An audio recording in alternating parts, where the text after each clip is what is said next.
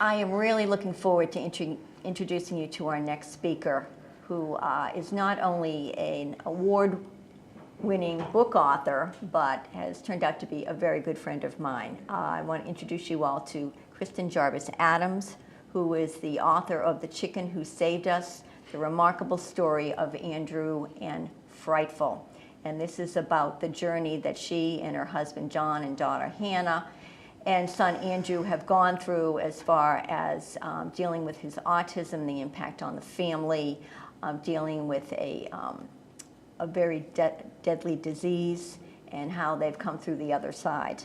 So being that April is Autism Awareness Month, I thought that this would be a wonderful opportunity for Kristin to come in and join us. So welcome. Thank you It's wonderful for having to have me you here.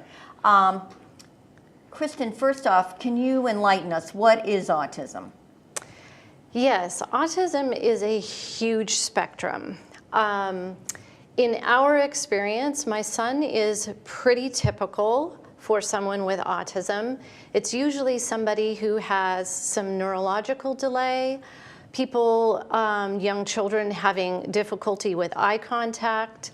There's also rigidity in thinking, and it's very, very difficult to make transitions, or they become hyper-focused on certain things. And also for children and adults with autism, getting into a community and making and nurturing friendships can be extremely difficult. When did you first notice these symptoms in your son? You know, in retrospect, I think we noticed these symptoms right away. Even as a baby, he was very rigid. He did not want to be held. He didn't want to be swaddled or cuddled. He did not make eye contact when most babies were, you know, staring at their parents or responding in a certain way. He would kind of squeeze his eyes shut or look away. And I knew that there was something wrong, but I didn't have a name for it. Tell me, I was very surprised when I heard the statistics. Can you speak to that? Yes, so autism, the statistics for autism is almost like a tidal wave that's happened in the last 20 years. My son Andrew was born in 1993, and at that time the incidence of autism was about 1 in 10,000. Today, according to Autism Speaks, it's about 1 in 48 in boys, and it's about 1 in 150 or so for girls.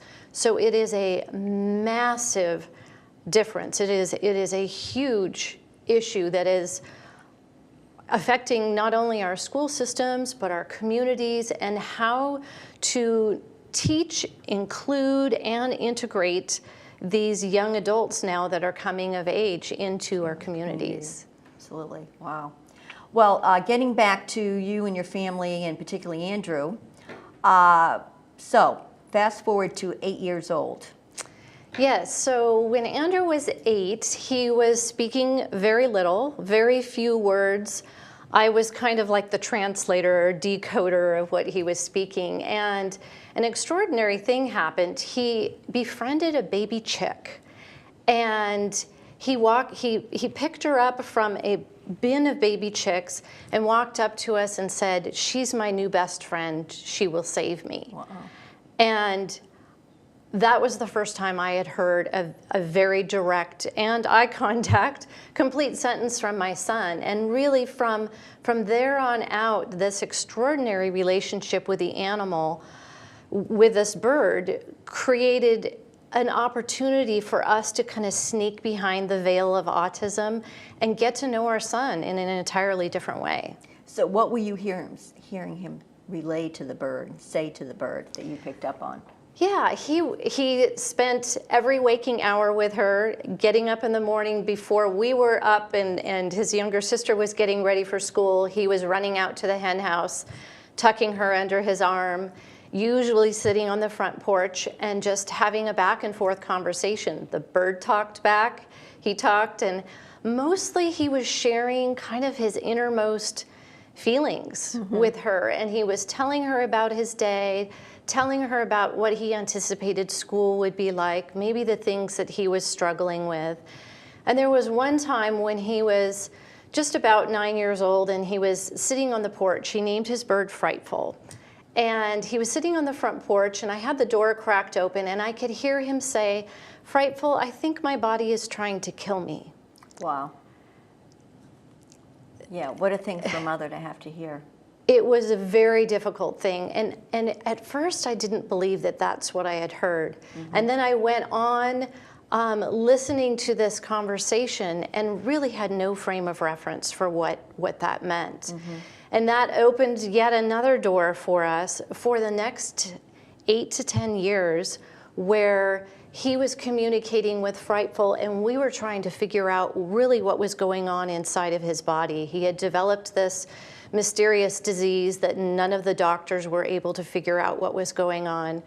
Yet in some way, I believe Frightful knew or Frightful understood, and Andrew certainly made an effort to describe that to Frightful. Well, and I remember, and I know you've told me that you and the doctors spoke through Frightful to get the answers.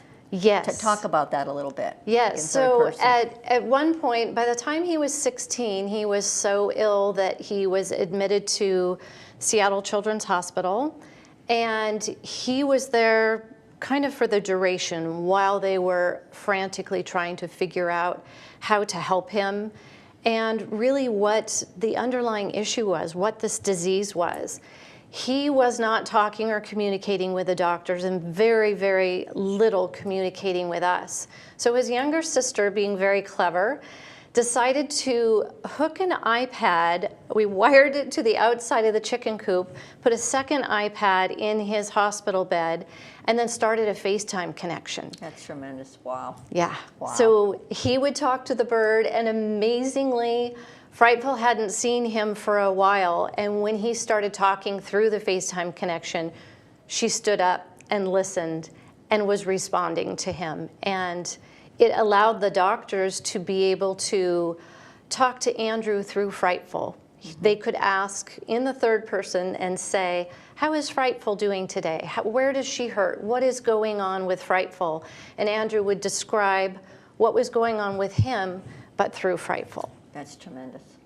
So the condensed version of this scenario is he was in the hospital for, what, well over a year. Yes. And you and John, you and your husband, were there day to day with him, 24/7. Yes. And it did get extremely serious, and he almost did die. Can you speak a little to that? Yes. It did get very tense. We got to the point where there were discussions about taking him home on hospice care, or there were a few doctors within the Seattle area that had some ideas, kind of thinking outside the box, and had discovered some things about Andrew clinically that showed that there was a possibility that a bone marrow transplant might reverse the illness that he was suffering from. All right, and we'll leave the suspense there because you need to purchase the book. But what I would, some final remarks, I'd love to hear from you what lessons learned you got from this experience. I'm sure there were hundreds and hundreds and hundreds, and what you would like to share with our viewing audience as far as having a special needs child and words of wisdom in being able to deal in that situation, being effective.